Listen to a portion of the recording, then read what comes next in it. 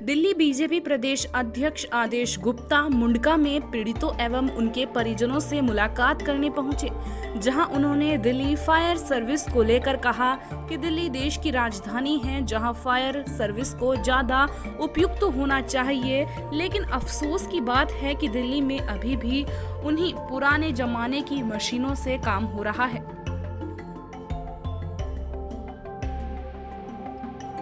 आदेश गुप्ता ने कहा कि उन्हें बहुत दुख है कि 27 लोगों को जान गंवानी पड़ी। कहा कि मेन रोड पर बिल्डिंग में आग लगने के काफी देर बाद फायर टेंडर घटनास्थल पर पहुंची, लेकिन उनके पास भी पर्याप्त साधन नहीं थे, जिसकी वजह से रेस्क्यू ऑपरेशन काफी देर बाद शुरू किया गया, जिसके कारण निर्दोष लोगों की जान चली जाती है।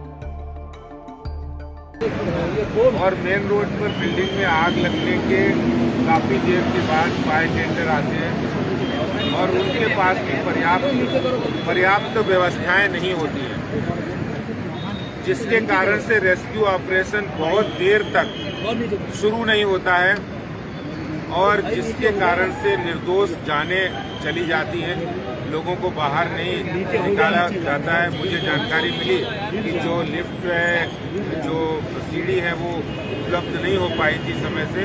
अगर वो हो जाती तो बहुत सारे लोगों की जानें बचाई जा सकती। लेकिन आज मुझे इस बात के कहते हुए अफसोस हो रहा है कि जो दिल्ली देश की राजधानी है, वहाँ पर फायर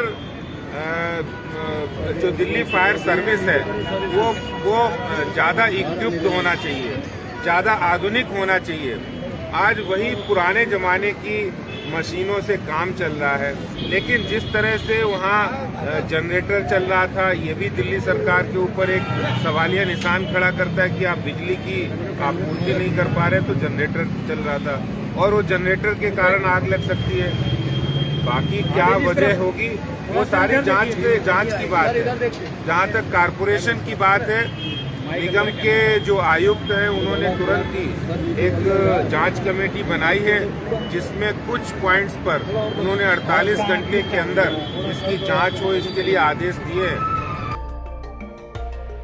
गुप्ता ने दिल्ली सरकार पर सवाल खड़े करते हुए कहा कि आप सरकार बिजली की पूर्ति नहीं कर पा रही है, जिसकी वजह से जनरेटर चल रहा था और उसी जनरेटर से आग लग गई।